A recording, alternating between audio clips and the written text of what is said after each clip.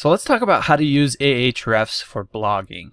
In this example, we're going to use just something really broad like keto diet, which is something you could have a whole blog about with tons of different blog posts and pages and everything else.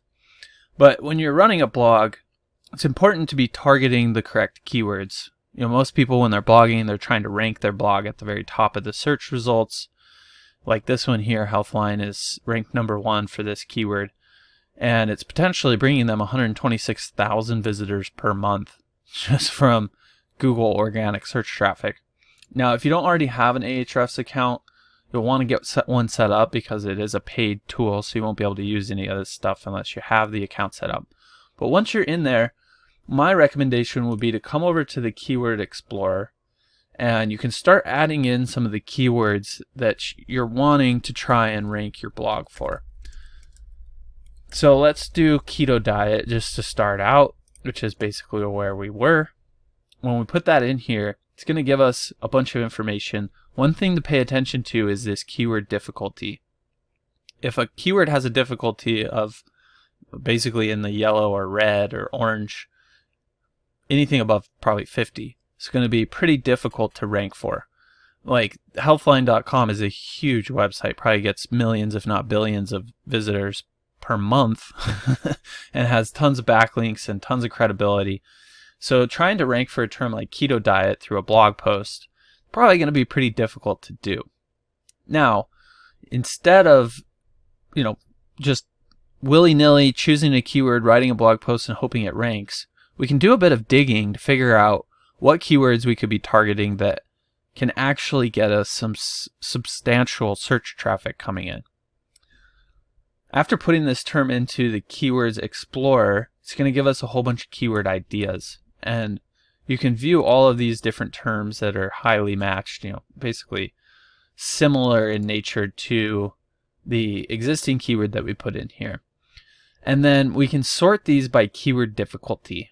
That's typically where I would start. So let's do anything between 1 and 40. Let's just start there. After you click apply, you will need to click show results here in order for this to work. Now this is giving us a whole list of different keywords that we can potentially target through our blog that have a keyword difficulty that's going to be within a realm that's somewhat achievable, right? So keto diet pills, it seems like it's not talked about all that much for some reason. There's not a lot of people trying to rank for that keyword. But there's a decent amount of search volume, 6,200 searches a month, but the keyword difficulty is only 15 out of 100. So we can start selecting some of these, add them to a keyword list. We can create a whole list of keywords. We could also export this and use like Excel to manipulate all the data and reduce it down to the keywords that we really want to be targeting. But from here, we can start sifting through and determining which of these keywords might be worth writing a blog post about that has decent search traffic and a relatively low keyword difficulty, which ultimately means we're going to be able to, as long as our blog post is superior to others, we should be able to rank for that term, start getting some good search traffic, and monetize that traffic, right? And sometimes it's helpful. Like keto diet pros and cons is one that stands out. If we click on this keyword, this is going to give us a whole new list of terms that we can target as well. We can see the keyword difficulty, the search volume over time. So this is actually decreasing in popularity. It looks like the keto diet was probably the most popular in the beginning or the middle of 2018 all the way through 2020, at which point it sort of plateaus here. This does give us a parent topic, which is also helpful, which is like keto diet advantages and disadvantages. So if we wanted to, we could have that be a blog post, which then links off to this blog post, which then links off to some of these other related blog posts to get some internal linking going within our blog posts, which is definitely helpful for SEO.